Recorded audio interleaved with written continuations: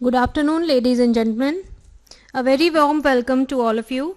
I, Shivangi Singhal from IIIDEM ECI, feel privileged to introduce to you the moderators and panelists of today's session on counting and tabulating results.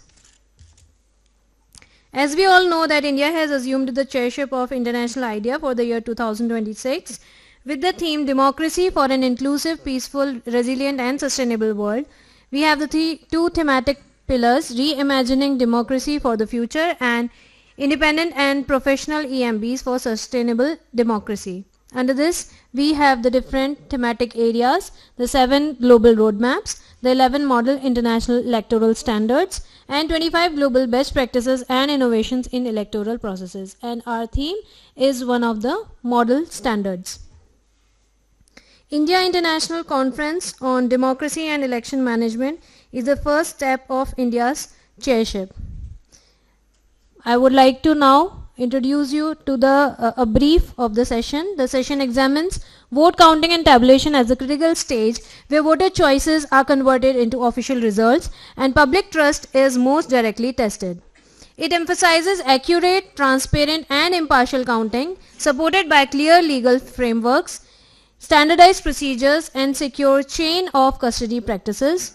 The session highlights transparency in both manual and electronic systems through secure materials handling, verified data entry, timely reporting and public results dissemination.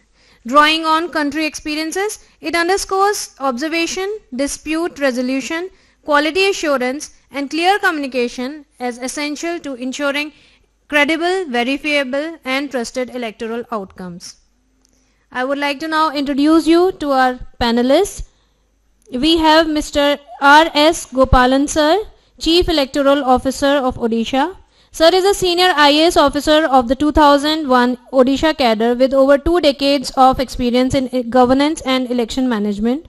Born in Erode, Tamil Nadu, he holds a graduate degree in civil engineering from the Coimbatore Institute of Technology and joined the Indian Administrative Service in September 2001. He has served in key field roles as Sub-Collector ITDA Project Administrator and District Magistrate in Bolangir and Kalahandi, gaining extensive experience in revenue administration, disaster management and tribal development. At the state level, he has headed departments including agriculture, water resources and labor and also served on deputation with UIDAI. In July 2024, he assumed charge as Chief Electoral Officer of Odisha. Next we have Mr. Georgi Kalandarishvili, Chairperson of Central Election Commission, Georgia. Sir is a principled and forward-looking leader whose career has been closely aligned with strengthening democratic institutions in Georgia, serving as Chairperson of the Central Election Commission since 2021 and re-elected by Parliament in April 2024 for a 5-year term. He has earned broad institutional trust through his integrity, strategic vision and commitment to public service. Under his leadership, the CEC has achieved key milestones including the adoption of the ISO 9001-2015 Quality Management Standard, aligning its work with leading international benchmarks. He has also led proactive efforts to counter disinformation and advance electronic elections, significantly enhancing the efficiency, accessibility and transparency of Georgia's electoral processes. We have with us Mr. Vishnu Parswat sir, CEO of Guyana's Election Commission. He is the Chief Election Officer of Guyana's Elections Commission and a veteran election administrator with over 2 decades of experience. He has served GECOM in senior roles including Public Relations Officer and Deputy Chief Election Officer and has held the office of Chief Election Officer since 2021. Widely respected for his integrity, he successfully oversaw Guyana's 2025 general and regional elections with efficiency and credibility. A strong proponent of modernization, he is leading strategic efforts to digitize electoral processes, combining deep institutional knowledge with a forward-looking approach to strengthen transparency and electoral integrity. We have with us Mr. Jamel Chlalga, Independent High Authority for Elections, Tunisia. He has extensive experience in logistics, accounting and electoral operations. Since 2022, he has served as logistics director at ISIE, overseeing national logistics planning, procurement, inventory management and distribution of major electoral events, including the 2022 referendum and 2024 presidential election. He previously led the storage and distribution subunit for 8 years and has also worked as an auditor and accountant in both public and private sectors. He holds a master's degree in accounting science and has completed specialized training in project management, MS Project and Power BI, bringing strong expertise in logistics systems, inventory control, ERP platforms and electoral process management. We also have Dr. Shanta Kumar sir, Vice Chancellor of GNLU. He is the Vice Chancellor of Gujarat National Law University and former Director of the institution with over 3 decades of experience as a teacher, practitioner and academic administrator. He has served at Hidayatullah National Law University and practiced law at the Madras High Court. An expert in environmental, human rights and constitutional law, he holds several leadership roles including Director in charge of Gujarat Maritime University, Regional Representative at the IUCN Academy of Environmental Law and Global Chair of the Environmental Law Study Group of the International Association of Law Schools. He has authored 5 books, received multiple national and international awards and contributed to legal education policy through the Bar Council of India. We have with us Dr. Mahadev Jaiswal, Director of IIM Sambalpur. Sir is the Director of Indian Institute of Management Sambalpur. Prior to this, he served as Professor of Information Systems and Dean at MDI Gurgaon. He holds a PGBX from MIT Sloan School of Management, USA, a PhD in Computer Science from the University of Delhi and is a Senior Fulbright Fellow from Carnegie Mellon University, USA. His areas of expertise include innovation strategy for startups, digital innovation and platform ecosystems and social entrepreneurship. Professor Jaiswal has published over 100 research papers and case studies, authored 9 books on information systems and digital strategy, pioneered AI-enabled classroom learning in management education, and has also authored research work in electronic voting machines. Thank you so much. Now I would like to invite on stage Honorable CEO Sir to give his insightful insights about the topic. Thank you. Good afternoon. Today we have 2 insurmountable challenges. One, this is a post-lunch session, and as such keeping your attention would be a challenge. And secondly, we have a time constraint. We have to finish by 3:45 because the Georgian delegation is having a bilateral meeting at 4 p.m. So with my request to all the panelists would be to observe the time constraint. And secondly, I am very happy that this event is being live telecast and live streamed also over internet. Thank you. Let me start my presentation. As Shivangi has explained, India has taken the chairship of International IDEA, and in this 1 year, India proposes to contribute lasting effects, lasting reports, and to share our immense experience in elections. To give a scale, let me just introduce myself. I am the Chief Electoral Officer of Odisha. I am handling 34 million electors. I am handling 45,000 polling stations. And with all these 34 million electors and 45,000 polling stations, I am handling only 3% of India. So with this experience, and we have been holding elections for the past 70 years, and it is time we shared our experience with you and we learned from your experience also. So across democracies, the vote counting systems have evolved from fully manual process about 70 years ago to electronic and hybrid processes today. The election management bodies are increasingly responding to the scale of the elections and the demands and expectations of transparency and speed. and therefore there is a need to integrate technology while preserving auditability and legal robustness.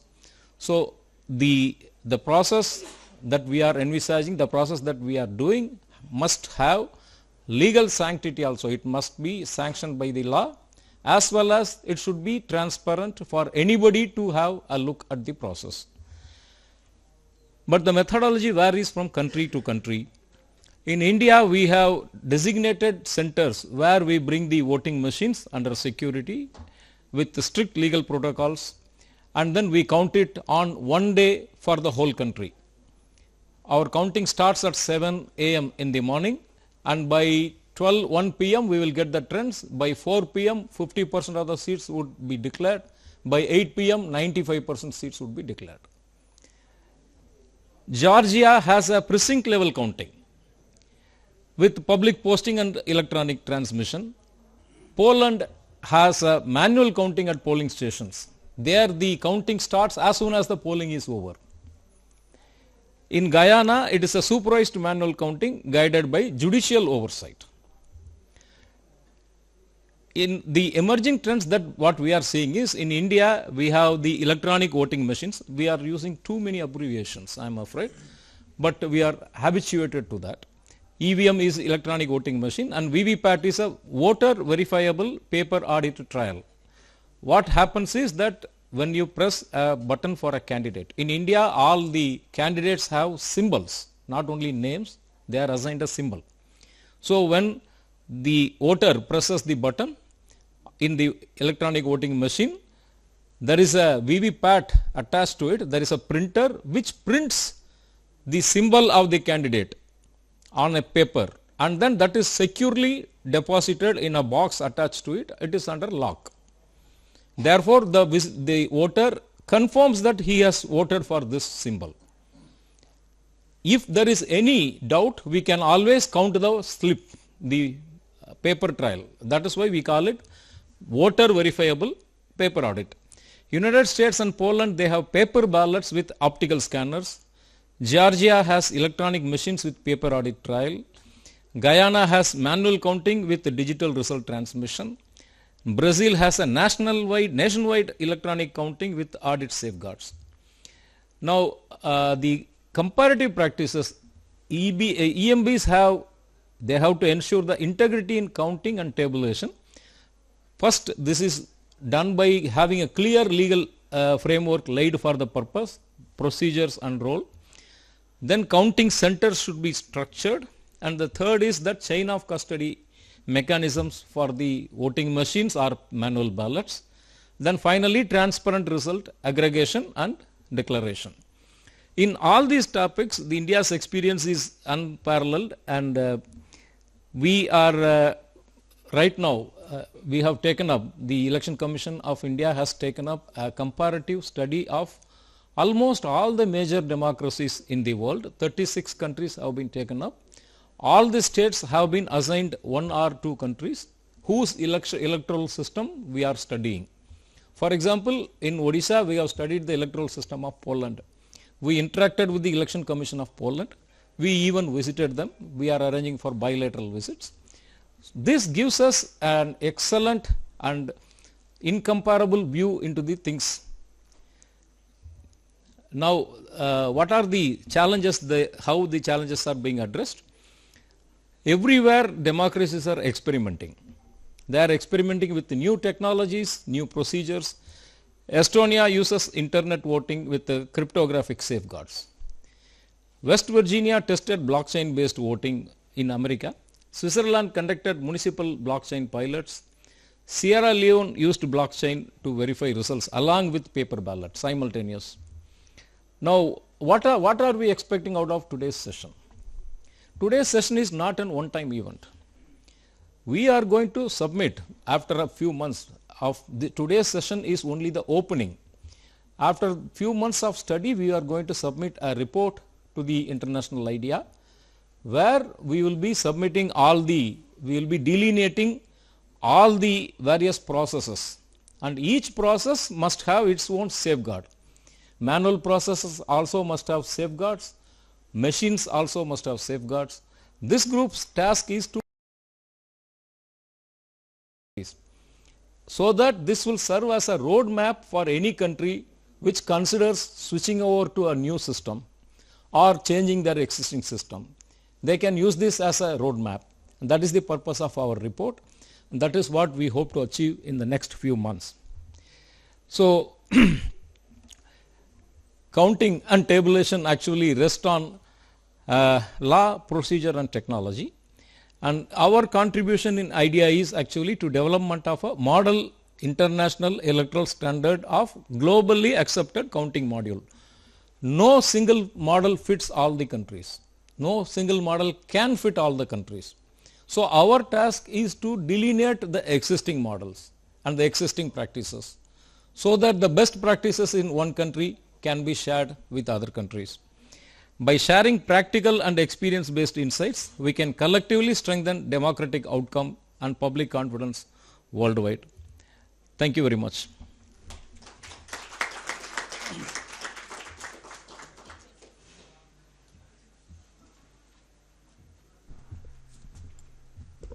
Thank you so much, sir, for the short and crisp yet explanatory session.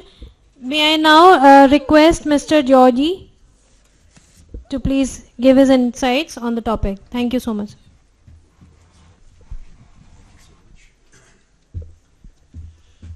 Thank you so much. Good afternoon, ladies and gentlemen.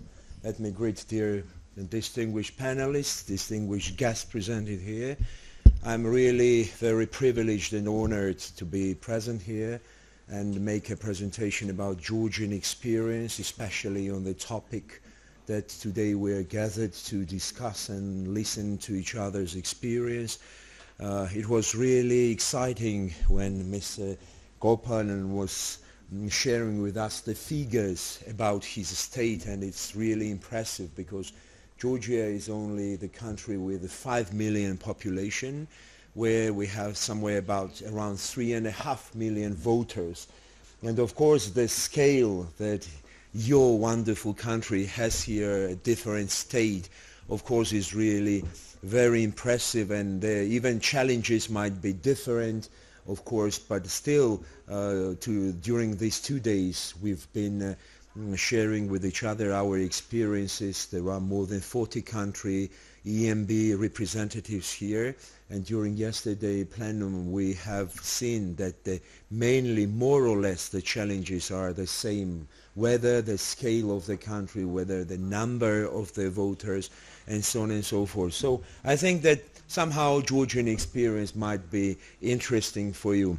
So let me start with the facts that emphasizing about the importance of this process, counting and tabulation, because this is on the one hand, if we see this is a technical procedural part of the whole process, but on the other hand it has political context, because even one vote and or the sum of some votes is transmitted to a particular political outcome and the political result, and therefore even one vote, we have also global experiences and practices that even when one vote has changed the result, when for example in United States, in other countries, even one vote has mattered. And therefore this is the process that requires significant transparency, significant trust from voters, from different stakeholders.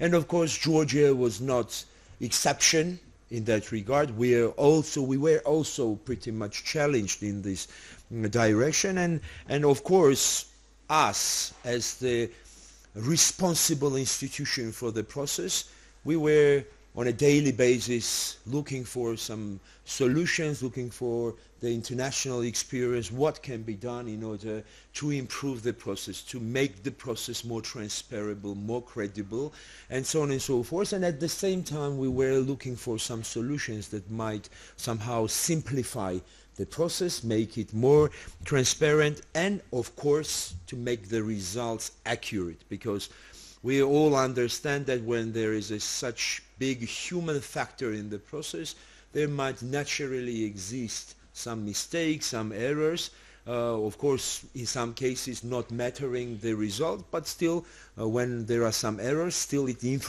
negatively influences the process.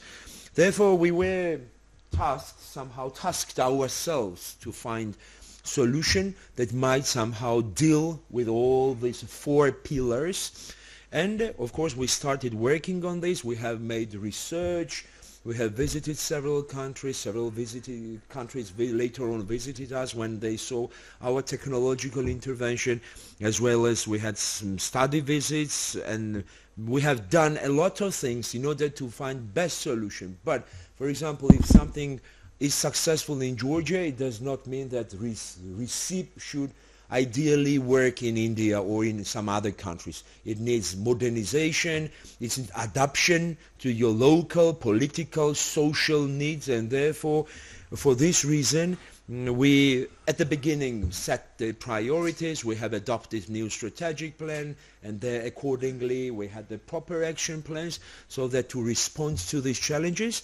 And finally we responded also to the European standard, according to which if the country decides to implement technologies, you should gradually test, pilot them in your system. We have conducted 8 pilots, and later on 2 nationwide usage took place of different type of technologies. And when speaking about the technological intervention in our country, we should say on the one hand this is the optical scanners for voting and vote counting. We implemented voter verification machines using ID cards, and tablets, special gadgets to transmit the results straight from polling stations to the central server, to accumulate this information and to provide the information as early as possible to the public, because this was one of the political critique and political forcements to our institution, that to make the results as quickly as possible to be visible to the public. Because for example, we know also some international practice that they needed several weeks, they need even months and even more in different countries to announce preliminary results. But in our case this has been quite challenging, and our institution was always forced to make the results published and public as early as possible. Therefore, these tablets and this respective software has significant importance in our case that we have implemented. After implementation and after 8 pilots, after 2 national usage of these technologies, we received the feedback that is listed on the display: simplification of the IIIDEM procedures, prevention of multiple voting, as well as reduce risks of procedural violations, reduce time for publishing preliminary results, minimization of results affected by the human factor in all aspects. It's not about counting, in all aspects. Accuracy of the election results, because we had some experience when the results were from preliminary protocols transmitted to the final protocols, and therefore it was also challenging, and increased transparency of the results. Of course, when you are implementing something, verification or some additional measures should be on the table in order to obtain public trust, as well as public should have acceptance to these novelties, because novelties always are followed by skepticism. But at the same time, people, when a voter, ordinary voter, you are voting and you are observing this process, of course it should be auditable, it should be somehow as transparent as possible in order not to leave any question marks in the process. Therefore, we have also considered the international practice, European standards, and it's not only technology, it's not only counting machine and some electronic data. We have a paper trail in all aspects of this procedure that is giving the possibility to audit, to monitor the process. We are also in a very small scale, where we still do have the traditional voting procedures. We are digitizing, scanning the ballots. All ballots are scanned and published on the trusted web platforms in order to also give the possibility of auditing to the stakeholders. We have manual recounts, so that any stakeholder, any authorized person who are eligible to be present in the polling station to be able to double check whether the machine counts properly and precisely. And of course still we are remaining the inking procedure, besides the fact that those countries who have implemented some verification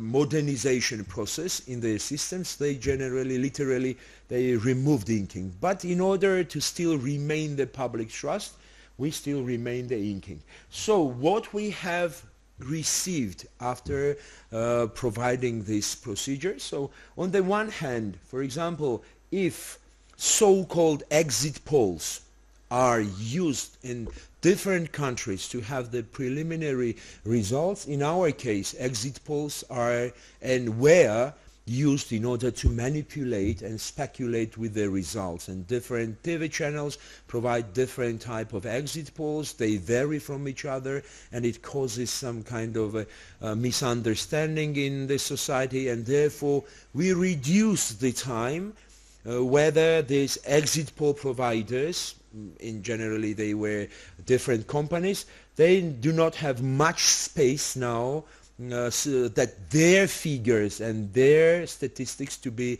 manipulated. And at the same time, we all know PVT, parallel voting systems, that in different countries different CSOs, are civil service organizations, are conducting in order to double check the results. And when having these optical scanners, counting machines, in that case there is no high interest in having this PVT results, because in that case you, in a very short time frames, you have results and they are recounted, so they are double checked, and it also minimize the space of using so-called PVTs, because in our country PVTs also were used for different type of speculations.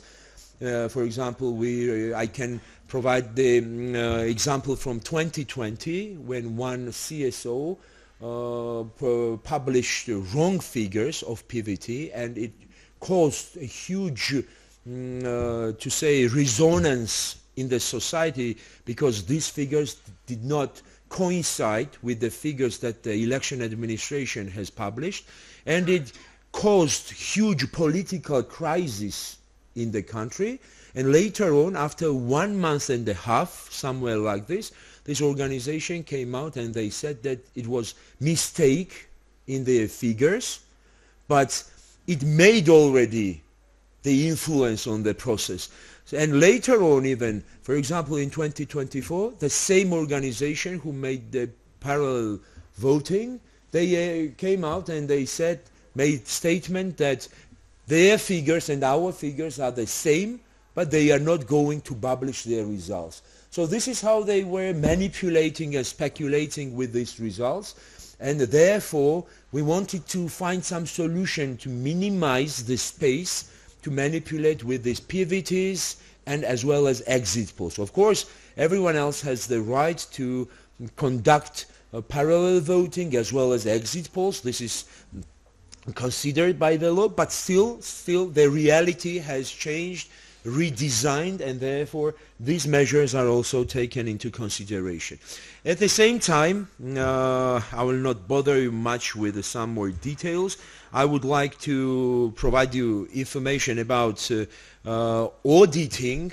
The auditing is something that is very important. Mr. Gopalan mentioned Estonia here, and for example in Estonian reality this has a huge importance, because for example when a vote is transmitted from your home, no, not polling station, when you go to the polling station you just cast it there, but when you are voting remotely and you do not see how your vote that you have voted for A, whether this A passed an electronic pass and it went to the electronic box, whether this A is A. So here we have two fundamental principles: transparency and secrecy. If we provide transparency, it means that we violate secrecy, and on the contrary, right? So therefore this is very controversial moment, but auditing comes into the process, independent audits, and with that regard we have conducted market research. An American company has been revealed to conduct this compliance audit that, for example, says that it's not the in Georgia when we have the remote internet voting, but when you cast the ballot paper in the counting machine, the compliance audit says that if you have voted for A is A in the ballot paper,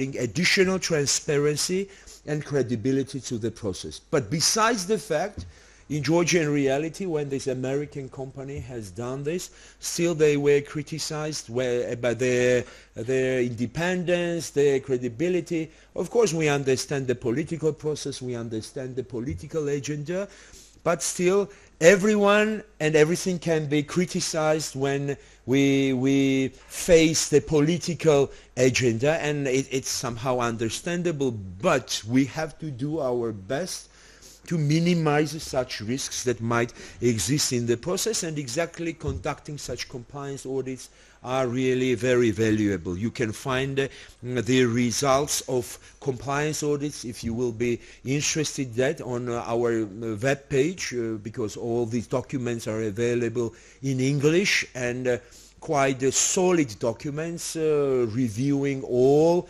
technological aspects of the use of technology in our country. And the result of the using of tablets, we have witnessed that during 2024 parliamentary elections we were able to submit first results in just 1 hour and 45 minutes, and it was a significant progress in our reality, because in early years, as a minimum, we were able to announce first results somewhere between 5 to 10 hours, and during this time there was a huge tension on the election administration, that as if we were hiding the results, why the results were delaying, and with that also making a political chaos in the process. And later on, just last year in October month, when we had first municipal elections with the use of technologies, we were able to announce the first preliminary results somewhere in 1 hour and 25 minutes, and it is good that the preliminary results and the final results of course coincided each other, and this was really very progressive. I already shared with you the information about compliance audits, and of course it's not only about technologies. It's about awareness and capacity building. Of course, if whatever good things we do, it doesn't matter, it will be in Georgia or elsewhere, always novelties are criticized when you don't know what is behind the scenes, what is behind the technologies, behind the software, behind the institution.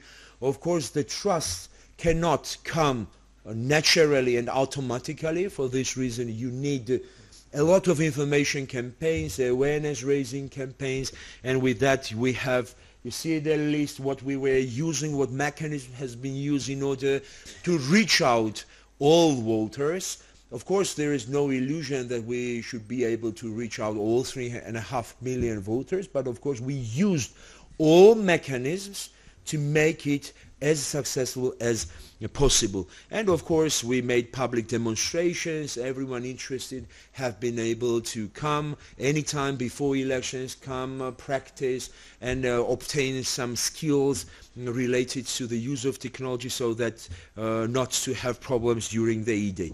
Of course we have made special electronic programs, in one case some internet game it would be loudly said, but online platform where all these procedures have been prescribed, and the voter can in a virtual space conduct the whole voting procedure, as well as we created special application for voters. And just a couple of minutes ago we were listening to the presentation of the Chief Election Commissioner of India about the new application and it was really impressive having so many modules and having so many information, and it is nearly the similar one, not loaded with that so many opportunities, but still we're developing gradually this application, and it's really very helpful on the one hand for voters as well as on the other hand for the different stakeholders. I will not bother you much speaking about our priority areas, that is young voter, that is education, different programs targeted on this, and of course one of the main areas and modules were related to the counting and tabulation process as a novelty during our last 2-year period when we were in the implementation process. And of course, the main thing here that we have implemented is new working platforms with media, it's not about press releases, it's not about press briefings, it's about media as a participant of this process on a regular basis. We conducted different working meetings with media, with international organizations, with the CSOs. We received their feedback. So with that, the process has been transparent, as well as all their main recommendations have been considered. That was really very helpful in our case. So this is all. I tried to be very brief as the time constraints are in our agenda, but here are the possibilities to get in touch and reach out, Georgian Election Commission personally, me, and of course anytime you are more than welcome to ask us for further clarifications on this or other matters, as well as to follow us and receive some updated information about activities and about other important news. Thank you very much for your attention. Thank you very much. Thank you so much, sir. And I would, yes, advise the presenters to follow the time constraint, because that would abrupt the upcoming sessions. Thank you so much, sir. May I now request Mr. Jamil, sir, to please share your input.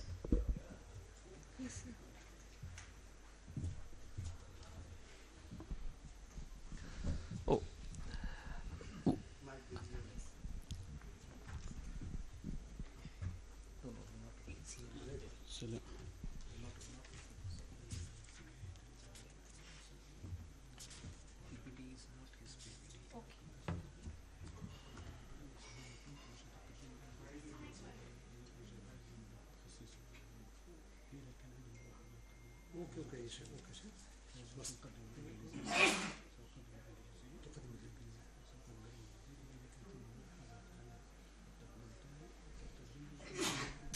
Our distinguished member here, he is the Independent High Authority for Elections, Tunisia. His fluency is in Arabic. Since the Arabic interpreter is in another room, I have requested him. Oh, right. Okay, you're here. Thank you. But he says that he will give the presentation in English. In English, you're right. And in the question hour, I will do the translation for him. Excellent. Thank you. Ladies and gentlemen, welcome.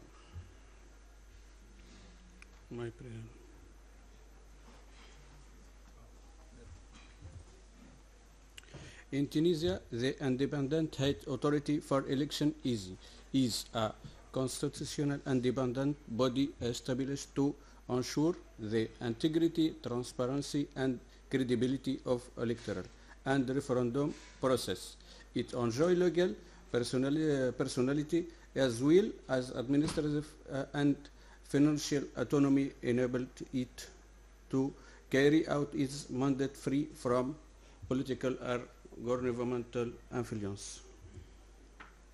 EASY is interested with the comprehensive management of the electoral cycle, and including voter registration, candidate nomination, campaign oversight, polling operation, voting, counting, result tabulation, and the announce of result. Over time, the authority has developed a clear and standardized procedure framework grounded in transparency, uniformity, and verifiability, with broad openness to domestic and international election observer.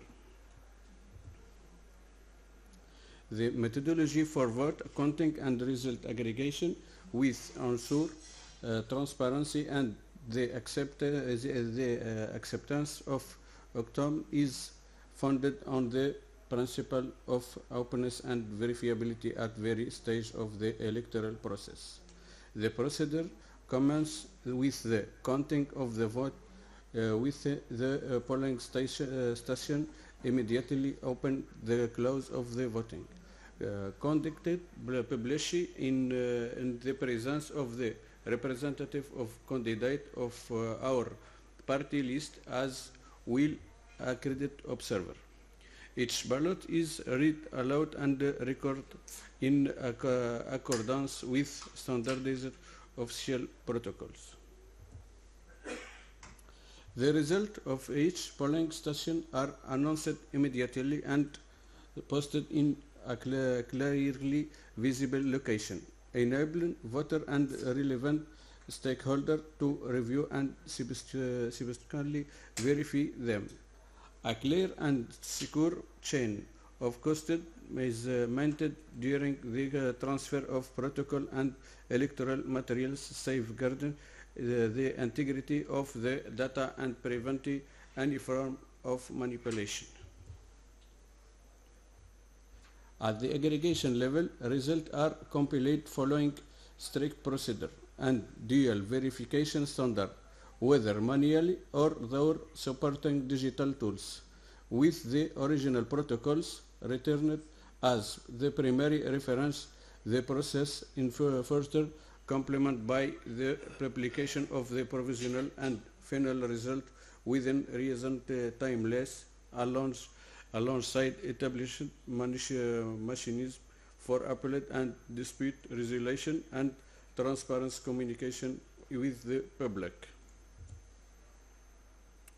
The approach grounded in transparency, standardization, independent observation, and verifiability constitute a critical element in fostering public trust and ensuring the broad acceptance of electoral outcome. Thank you.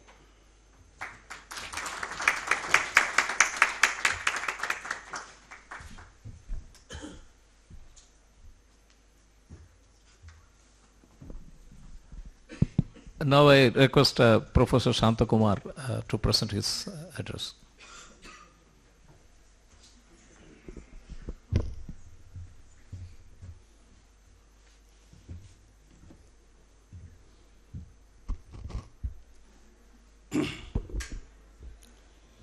Distinguished moderator, Mr. R. Santanagopalan, CEO of Odisha, distinguished panelists, ladies and gentlemen. I'm indeed grateful to CEO of Odisha for giving me this opportunity to stand before all of you to speak on this very, very vital stage in the entire democratic process of conducting an election and electing our representatives for a stable government. So counting of ballots, I'm very happy to and I'm really proud to say that in India we have a very strong system and procedures to ensure that counting happens in the most transparent and efficient manner, so that as rightly pointed out by our CEO Mr. Santanagopalan, that our results are counted within a day. Imagine the size of the country being the world's largest democracy. We can do that within a day, error free. So that is the achievement of the Election Commission in all these years. And I would now take the next few minutes in explaining the legal processes involved in the complete procedure of counting the ballots and arranging it, while ensuring that this tabulation ensures transparency and accuracy. That is this. So this is the scheme of my presentation. So I'll be just giving you the legal provisions, explaining you how the law supports transparency, and then I will also take you through few Supreme Court judgments which has actually, we in India have a very active judiciary through which a lot of innovations have happened in the electoral and counting processes. So we must also give due credit to the Supreme Court for forcing major challenges in the counting processes. I think international practices, Mr. RSG also, Gopalan had said that, and if time permits I will go into it, otherwise I will conclude with my recommendations. So this is, if you look at the evolution of India's electronic voting system. Today counting, we are very proud that we could declare the results in just, though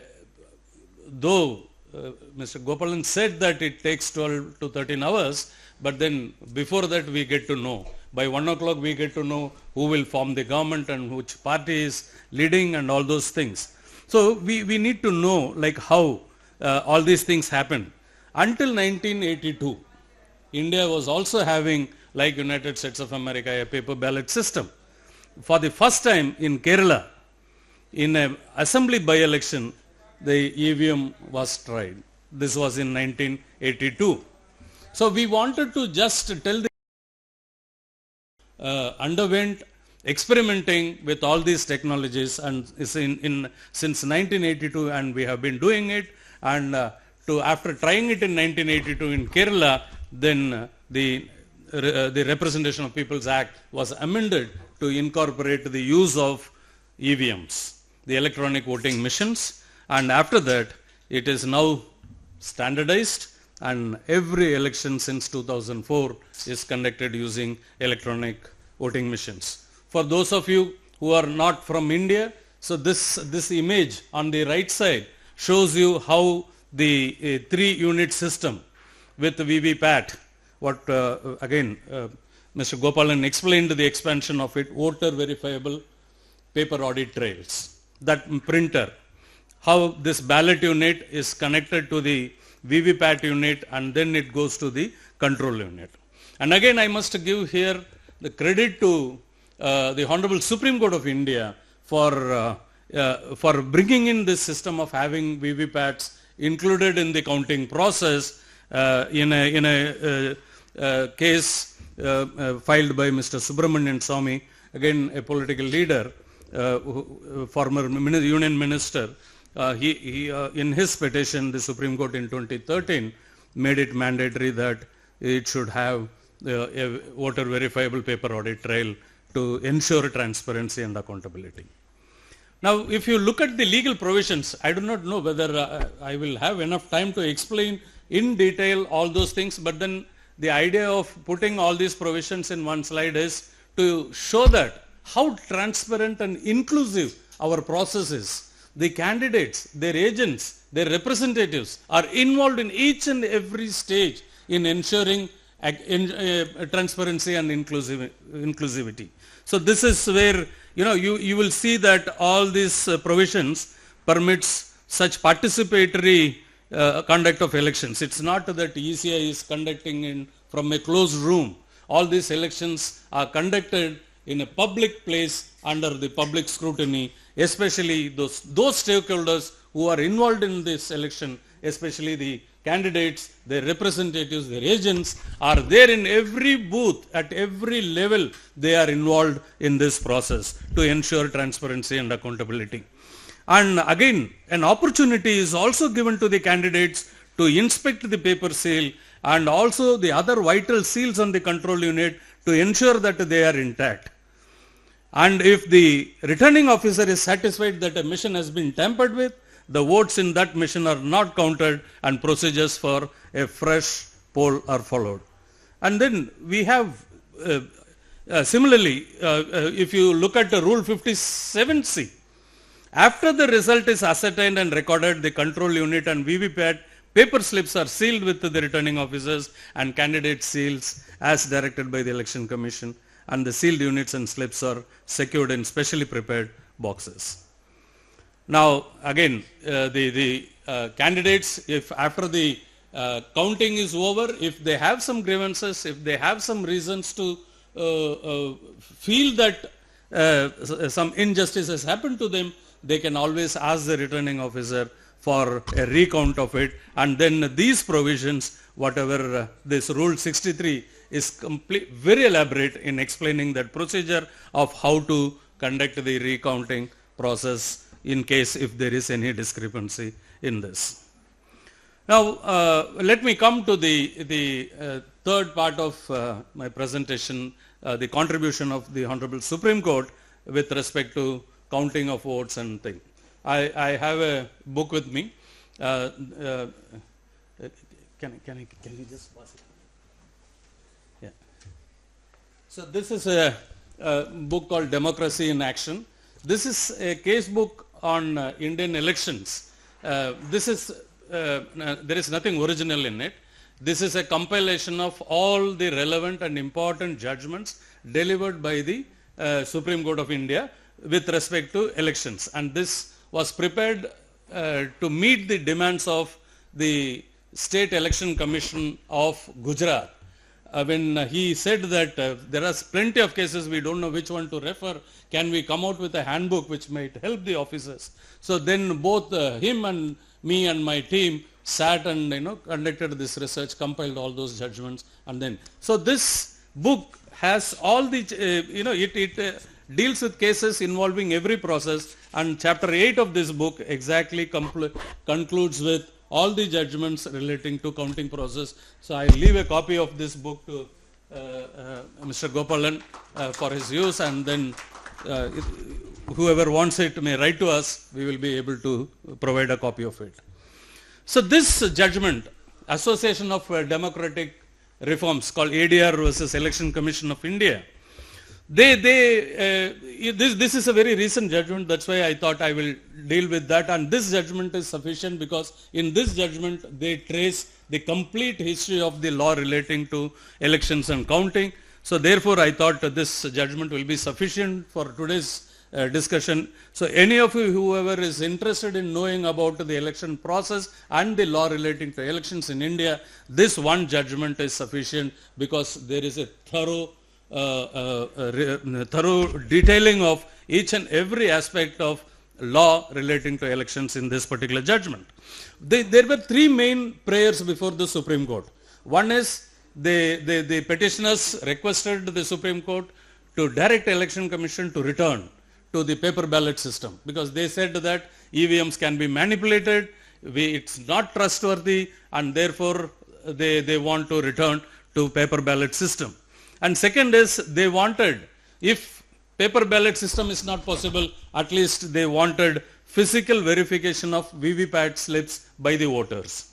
So this is something, again, this when it comes to transparency, we also need to keep the confidentiality involved in the election. Therefore, it will be these two essential values will get in conflict with each other, and therefore, the third prayer was they wanted 100% VVPAT counting. I have also given the major observations by the Supreme Court here. The Supreme Court said that before this, there was a case called Chandrababu Naidu versus Union of India in 2019, where the Supreme Court had already permitted the counting of VVPAT data in 5 EVMs per assembly constituency. So already 5 EVMs have been permitted, and therefore the Supreme Court did not find it necessary to increase it to 100%, and that is because of, you can see the data that was presented before the Supreme Court. The Election Commission has conducted a random VVPAT verification for almost 41,629 EVMs, and over 4 crore VVPAT slips have been tallied with the electronic counting, and 40 million VVPAT slips have been counted. Barring a single isolated incident, not one case of mismatch has been detected. And I have also given the explanation that why that mismatch, one mismatch had happened is, that is because the polling officer in one booth in Andhra Pradesh did not delete the mock poll data, so which was there present in the machine, so that otherwise it was almost perfect and there was no mismatch which was detected in this judgment. So in this judgment, of course, the Supreme Court gave some directions in the form of suggestions that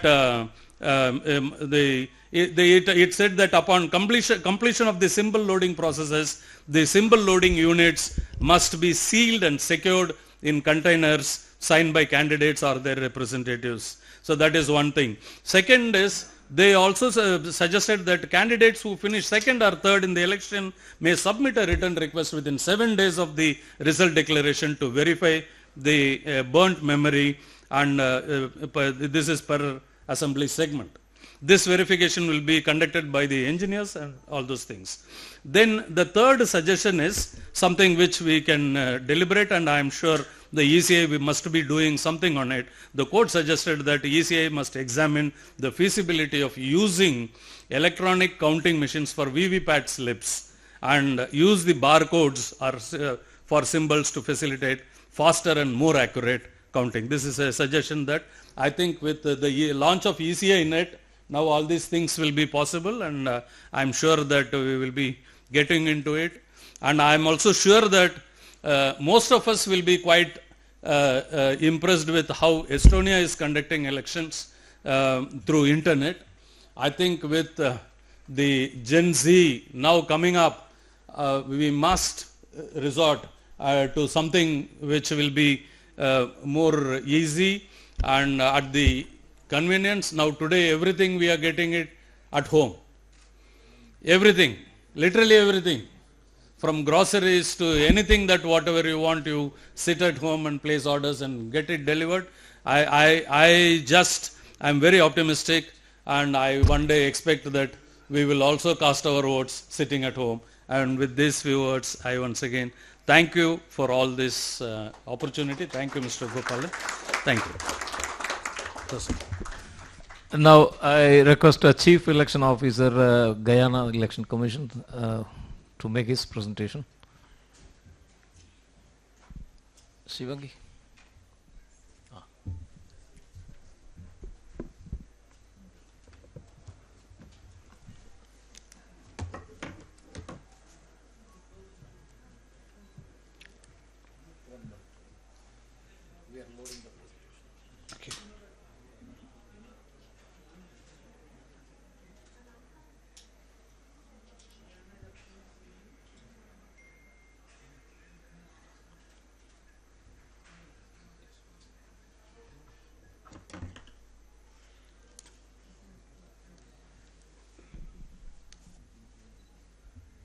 We have 10 minutes. Yes.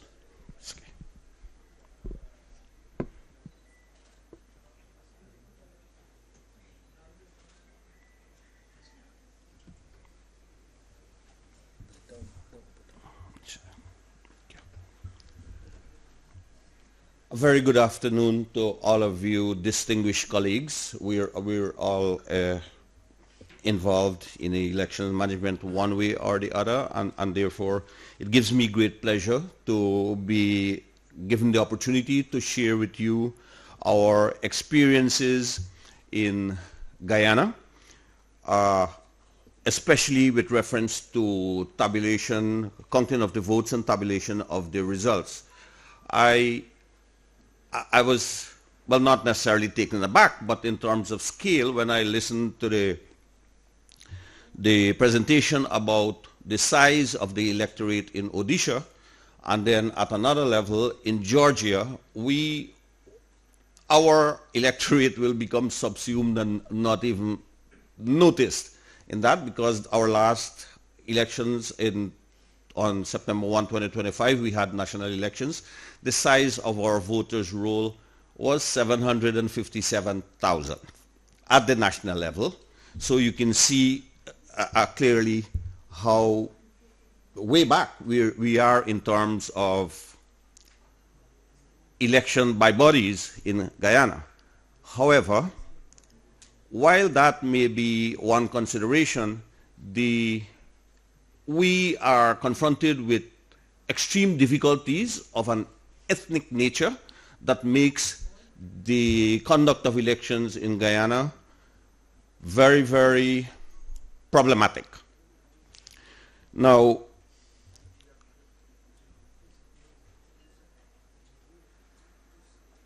insofar as elections is concerned, we recognize best practices and innovation in electoral processes are central to electoral democracy, public trust, and the legitimacy of governance.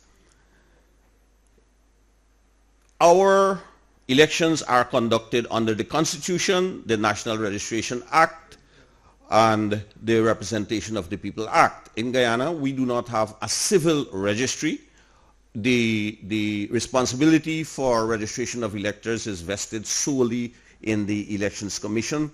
This in itself poses its own problems. And this is all with the primary goals to ensure that every ballot is accounted for and counted, subject every stage of the elections to scrutiny and verification, and building public confidence through transparency, inclusivity, and accountability. Our electoral system is one of proportional representation with an element of geographic representation. This is done by way of what we have. The country is divided into 10 geographic regions, each representing a constituency. It is important to mention this because our parliament, which consists of 65 seats, has 25 of those 65 seats that are elected on the basis of votes garnered within the respective constituencies. And these 25 seats are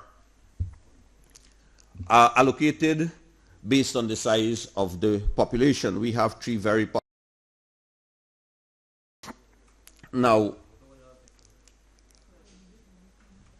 seats are,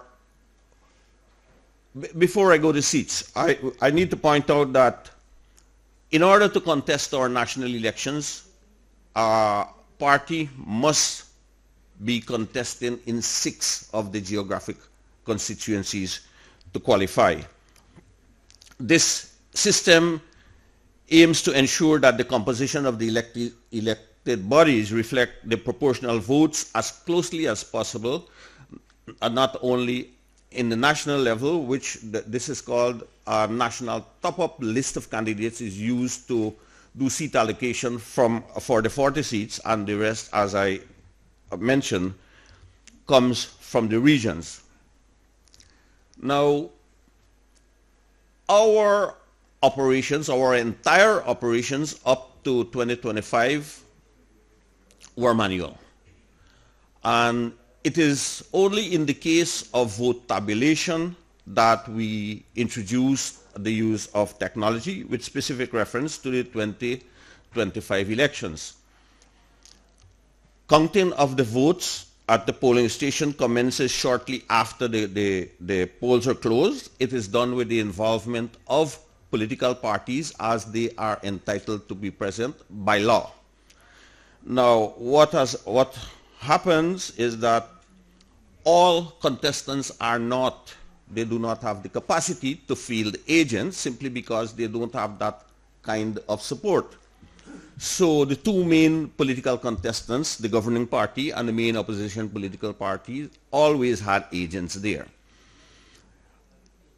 Even from that level, and this goes back to since 1964, the 1964 general elections in Guyana were preceded by riots across the country, riots that had to do with ethnic polarization. And it was since then, the 1964 election, that there is this deep level of distrust that requires the presence of agents and observers. In those days, I don't recall that observers were really encouraged to be around. That, of course, with its own clandestine objectives. But it is from that stage that we would find objections to the way a ballot is marked, and these all has to do before we come to counting of the votes. notwithstanding the X would be in the box, the fact that one of the ends touch the line, they will, depending on which party that ballot is cast for, it is rejected. Now, to address that, we ensure that at every polling station there are exemplars of valid and invalid ballots to guide the presiding officer. This does not mean that there will not be emerging wires, but there is a reference point to be used to ensure that the votes are counted. What happens at the polling station, or what happened at the polling station also, is party agents, they optionally they can sign on the statements of poll, but some agents will refuse to sign the statements of poll, so that going down the line, the absence of this signature, which gets transformed to meaning that I did not witness that, could form the basis to call for recounts. Now, moving from that, at the level of the polling station, a statement of poll is prepared. Agents again have the opportunity to sign saying that they witness the count. Some may or may not sign. We had in the past, in the transmission of statements of poll, figures get changed, and statements even got replaced. So that is something that had to be addressed. And then some serious problems developed when we had elections in 2020. The election day, up to the close of poll, contesting political parties, international observers, they all lauded the manner in which those elections were conducted, incident-free. And the results, as I mentioned, they are being done in the 10 geographic districts, came in all without any problem, except for what we call District 4 or Region 4, which carries the largest block of voters. So what happened apparently is that as the votes were being counted, and it could be seen that the party that expected to win, the figures were not showing that, the process of using, as required by law, the figures from the statement of poll to ascertain the results for that district was abandoned, and figures started to be called out from a pre-prepared spreadsheet. This led to very serious problems. It ended up with the declaration being suspended for some time, but that returning officer proceeded to make a declaration on the basis of the spreadsheet. Of course, the other parties did not accept it, and so we ended up with a situation where the head for the CARICOM region at that time intervened and brokered an agreement between the governing party and the main opposition parties to have a national recount. The governing party insisted on a national recount, notwithstanding it was only that region that had the problem.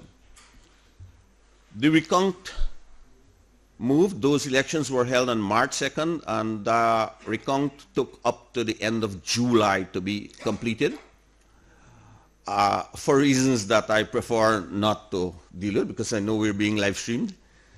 So the chief election officer at that time, once these recounts were completed, he had to put together the 10 declared results to get the results adopted by the commission before a declaration, and he refused to do that. So they reached a point when action was going to be taken to have somebody else to submit this to the commission as required by law, and he eventually complied with that requirement. Now, the vulnerabilities that emerged then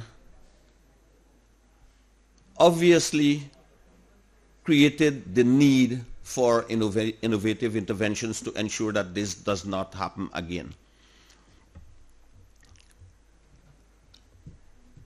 To do that, the legislation had to be amended. legislation was drafted with a view to addressing the concerns. It was shared with all of the political stakeholders. The party that lost power, I have no recollection of them participating in the consultations relative to the changes. Even at this stage, I think it's important for me to mention that whereas in an earlier presentation like this, it was mentioned that once you're a constitutional autonomous body, you're very likely to act in accordance with the laws, the electoral laws and international best practices. Not so in the case of Guyana. We are a constitutional body, but the structure of the commission is one in which the chairman or chairperson is appointed consensually, but 3 members of the commission are appointed by the president in his own deliberate judgment, and 3 nominated for appointment by the president by the leader of the opposition. So what we have, in fact, are 2 behemoths always at each other's throats, with the chairman and chief election officer always being sandwiched. So, and I said that to come back to this thing, so when the Attorney General invited the entire commission to discuss these amendments to the legislation, and half of the commission did not, well, in fact, they did turn up, but they did not contribute.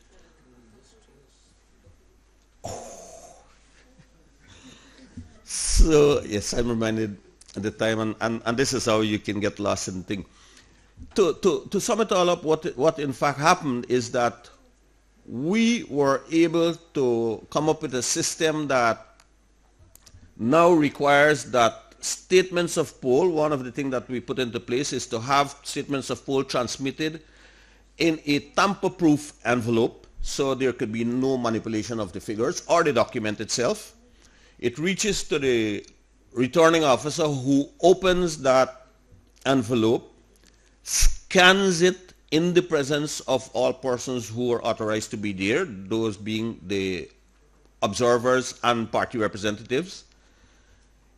It's scanned, it goes immediately onto the EMB's website, where you can sit in your living room and pay attention and do your own tabulation. So what we did also, we have 2 55-inch screen, one on which that statement of poll is displayed, and then there's a spreadsheet on the other one side by side, from which the figures are called from the statement of poll, and they're simultaneously being inputted and automatically added up. That, my dear colleagues, the use of that intervention resulted in the results of the 2025 elections being accepted across all stakeholders, which for the first time, unprecedented, we did not have any civil unrest whatsoever. So, and I chose to give this example to show how when we're confronted with these things, it doesn't mean that these problems have to stay. Once we can find ways to deal with them, in this case, this was an innovative intervention that saved the day. All international observers were very high in praise for the manner in which our elections were conducted. I regret I was not able to go a bit further in terms of what we do, but I think I would have achieved the objective of making this known. So thank you very much for listening to me. Now, may I request Dr. Mahadev, Director IIM, Sambalpur, to give his presentation.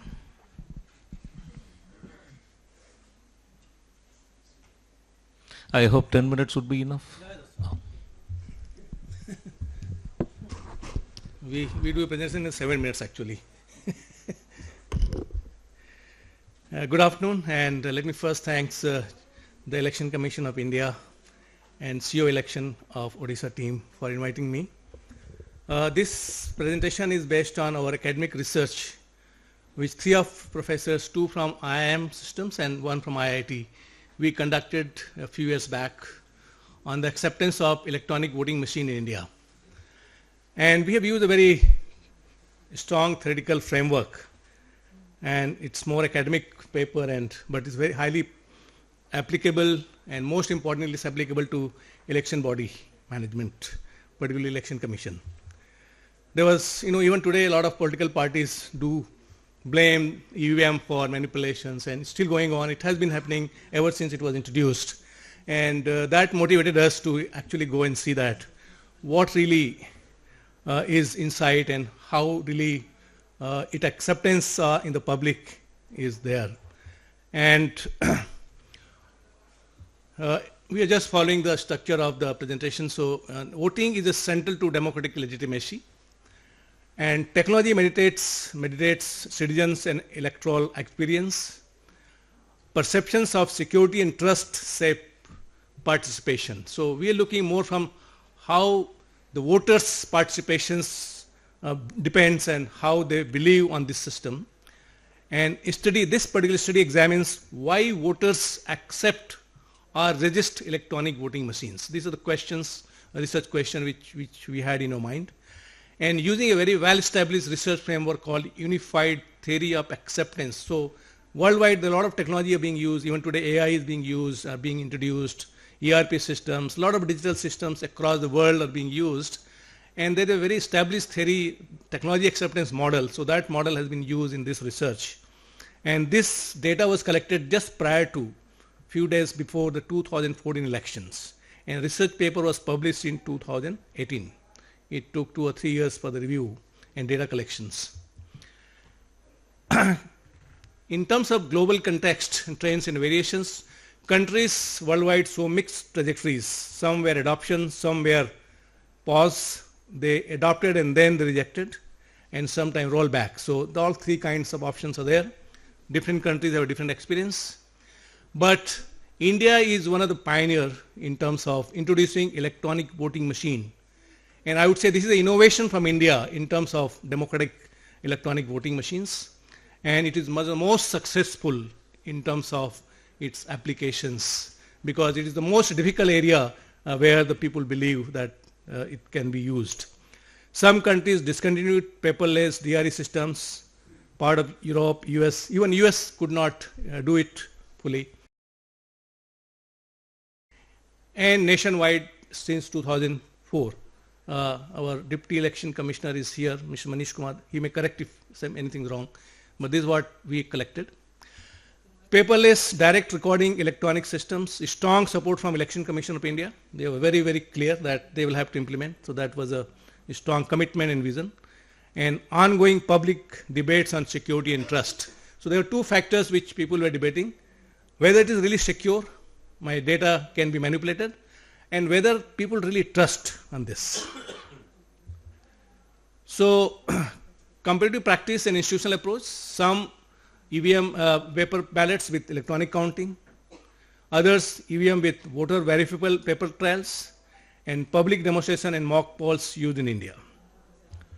This is the model, and I come from an academic institution, so we do a very strong research model where it's worldwide adopted, accepts this kind of research model. So we took 5 factors.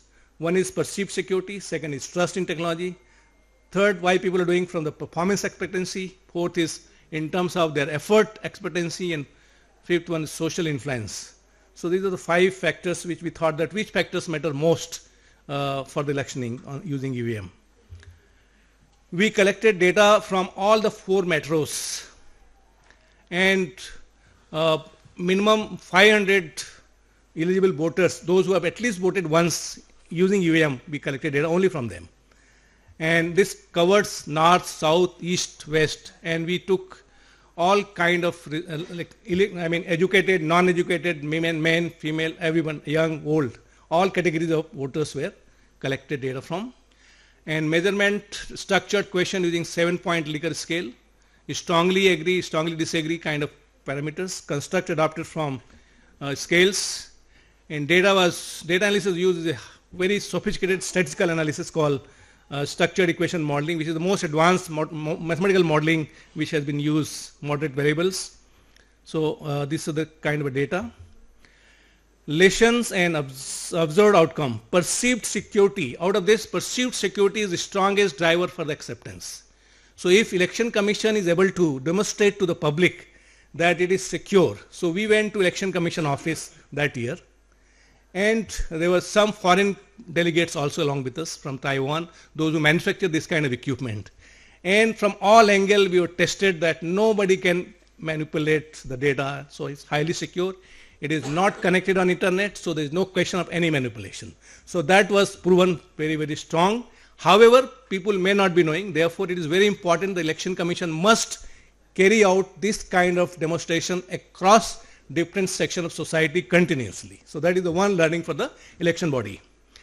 Trust in technology significantly shaped intentions.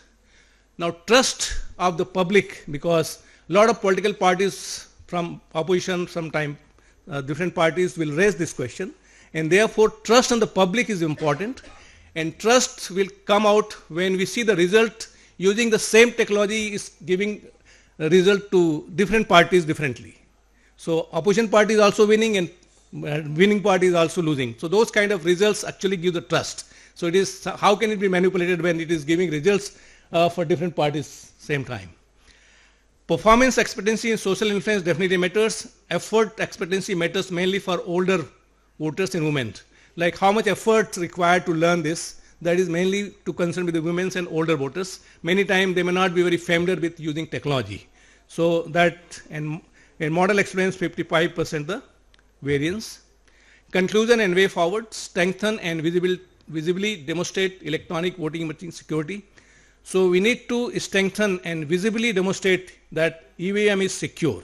So that is, I think, a result and the lessons for the electronic management board, that election commission must provide this concept and this ideas to all the voters that it is secure and should be demonstrated all across. Improve transparent communication with voters. Election commission has to have a very strong communication strategy that it is safe, it is sure, it is trustworthy, so the public trust increase. So these are the two very important things which needs to be done. Otherwise, the machines are very, very safe. It cannot be manipulated. Even manual can be manipulated, but this machine cannot be manipulated. Target usability for women and older. So we need to have a lot of training for the women and older voters so that they also will trust, and promote peer learning among all the EVMs on secure voting systems. So this is what is our finding. Thank you very much. Thank you, Professor. Now the house is open for questions, if any. And then we have concluding remarks. Just a small clarification from George. You said the PVTs were manipulating the data of some CSOs. Yeah. So how were they collecting the data? What was the source of data for the PVT? Is it a survey or exit poll or what? Very good question. Thank you very much. So first of all, this is the thing that we were also wondering what was the source, because we asked them methodology, we asked them the figures they used, because at the beginning when they have announced their figures that they do not match and they do not coincide with the ones that the official institution has, we immediately asked them the methodology, how they have counted, and so on and so forth, and we were not given them. But I guess that this is the protocols, this is the random chosen polls where they are observing and looking for the results, and some things like that, because this is the practice that literally exists around in those countries that they do conduct PVTs. Yeah. But unfortunately, when PVTs should be used in order to verify the results, in our case, and especially during the last two general elections, they were used for manipulations. And that was exactly that triggered Georgian EMB to find some solution so that to somehow minimize the space for such kind of manipulations, same as related with the exit polls. Yeah, thank you. Any other? As I indicated at the beginning, this is the beginning of our efforts. we'll be studying, we'll try to understand the various systems.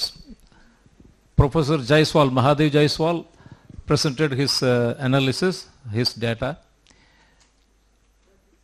Yes, the Election Commission is trying our very best to communicate with people about the machine and its reliability.